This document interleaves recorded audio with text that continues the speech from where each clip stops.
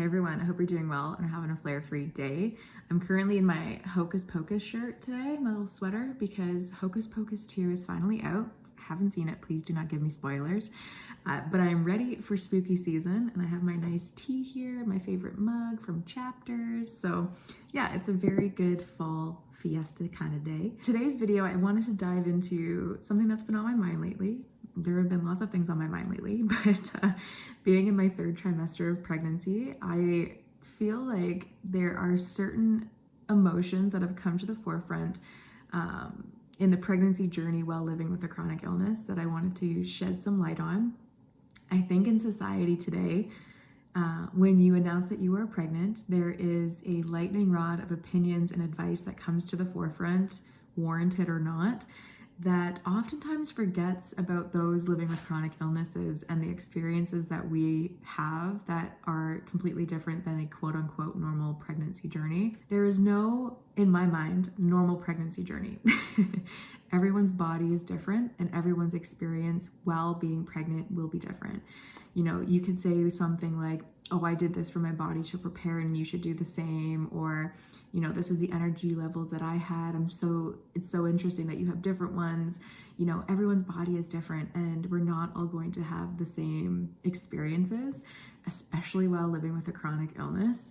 There are different layers and levels of having a chronic illness that just makes the pregnancy journey even more exciting. And I'll say exciting because it's not bad to have these, you know, different stages and different levels to the experience, but it's just different. And I just wanted to shed some light on some of the thoughts and emotions that have come to the forefront that are often forgotten in a pregnancy journey and may not be talked about a lot in society. So while living with a chronic illness, the number one thing I want to say is that your body is beautiful and your body is doing amazing.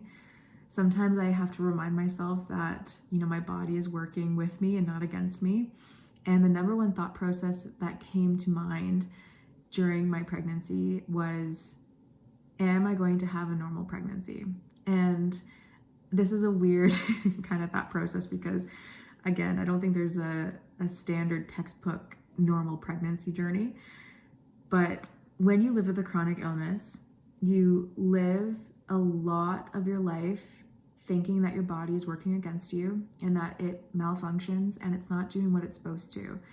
So for myself, I've lived with endometriosis for over 10 years, and every day brings another symptom and another flare-up and a different experience and different energy level. And my body hasn't necessarily worked in the way that I would like it to on a daily basis. And, you know, being an A-type person, I always want control over the things that I do in my life, and I live with intention. And when you have a chronic illness that doesn't allow you to have control over your own body, it can make you feel exhausted and it can make you play tricks on your own brain of whether you will have a normal pregnancy. And the number one thought was, you know, my body has always worked against me. It's never really done what I've wanted it to do, and it hasn't performed in the way that I would like it to on a daily basis.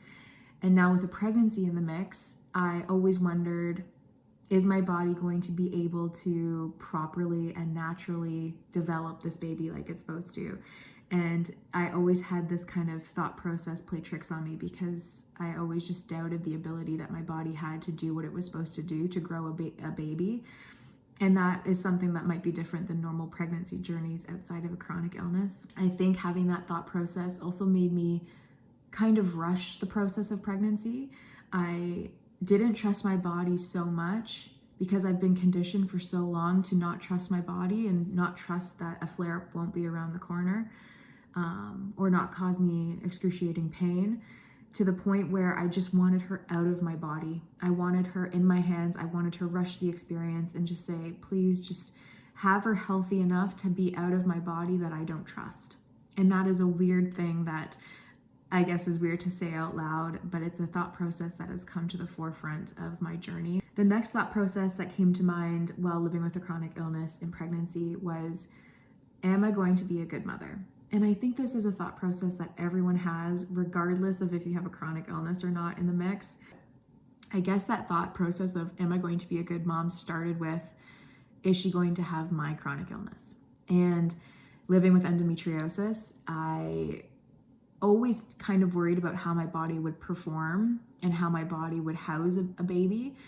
But a thought process that I never kind of anticipated was the worry that came with, is my body going to pass my disease on to her? Am I going to make her sick immediately after she's born and have to deal with this chronic illness? And I've come to terms with, we can't control the things in life like that. We can't have control over that outcome, regardless of if we have a chronic illness or not. But it was something that came to mind of, am I going to be a good mother in that sense of making her healthy and happy right off the bat?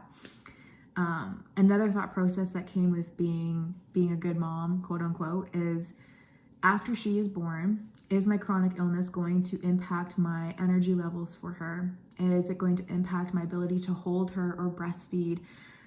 Is it going to impact the amount of flares that I have to kind of make me not be around her as much because I'm dealing with a flare up? And these thoughts come with, I think, any pregnancy journey again, but living with a chronic illness that always comes with pain and symptoms and different experiences outside of a pregnancy journey has, put in that thought process of if I'm going to be a good mom or not. Those were just some of the emotional thoughts that came to the forefront during my pregnancy journey while living with a chronic illness. And I wanted to provide some nuanced details about how a chronic illness can make pregnancy look different. I think, again, everyone has their own opinion on what people should do or not do during the pregnancy, whether you should be preparing your body in a certain way where, with a chronic illness, you may not be able to, or you may not have the energy levels to prepare in that way that someone else is. But some considerations to think about are medications. And so there are medications on the market that are not safe to take during pregnancy, and dealing with a chronic illness, that can be really tricky because you want to make sure that you're managing your disease and your pain management, but you also want to make sure that it's safe for the baby. So I was really thankful that I asked my doctor about pregnancy safe medications and options that I could still remain on to help manage my chronic illness while pregnant. It's so important to talk to your medical doctor or practitioner, as well as your OBGYN, before stopping any medication that you have for your chronic illness, as well as changing any medication. It's really important to have that discussion, especially if you're planning for pregnancy. Have a discussion ahead of time of what's pregnancy safe. That's something that is a little different in a pregnancy journey that may not come to the forefront of societal expectations. Because when you say medication during pregnancy, red flags go up. And people are like, you shouldn't be on any medication, it's not safe. And in some instances, that is very true. It can't be safe in some circumstances, but you also live with a chronic illness that doesn't go away when pregnancy arrives at your doorstep. And it's important to ensure that you're looking after your health and well-being in the best and safest way that you can. And there are pregnancy safe options for medications that you can take. Just talk to your doctor ahead of time, and don't start taking anything new that you haven't talked to your doctor ahead of time about. And it's also so important to get ahead of the ball and ask them about the medications that you're currently on, and if there are different ones that can help manage the pain that are pregnancy safe.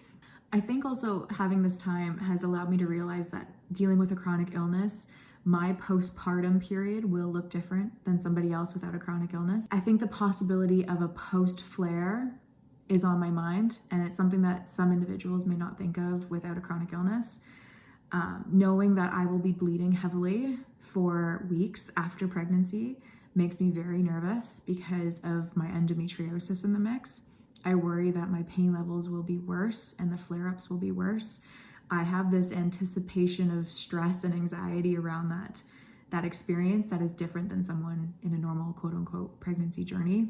I think also knowing that a flare-up might happen, I'm preparing not only her nursery and my body for pregnancy and that experience, but I'm also preparing our freezer because I may not be able to, cook all the meals that I want to or have the things prepared because I'm in a flare-up or I'm in excruciating pain because of my chronic illness on top of the birth period. I think as a mom with a chronic illness, I've realized that it's important to really uphold self-care and self-empathy and respect, because your body has gone through so much already, regardless of, leading up to the pregnancy journey itself.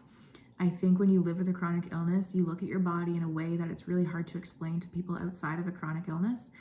And it's really important to just take care of yourself. And that's the number one thing I'm going to put forward in my postpartum period. If you are pregnant and dealing with a chronic illness in the mix, know that you're not alone, and that it can be really tricky to have others on the outside, specifically in society or your friends or family group, to recognize that your experience in pregnancy is different and that you are dealing with other thoughts and emotions and experiences that no one else can really understand. And it's the same with us. We can't understand what others have gone through in theirs, but give yourself grace and compassion, because the journey is unique with a chronic illness, and the thoughts that you have are normal and they're expected. And I can't say whether your flare-up is going to be worse or better after, and I hope it's not.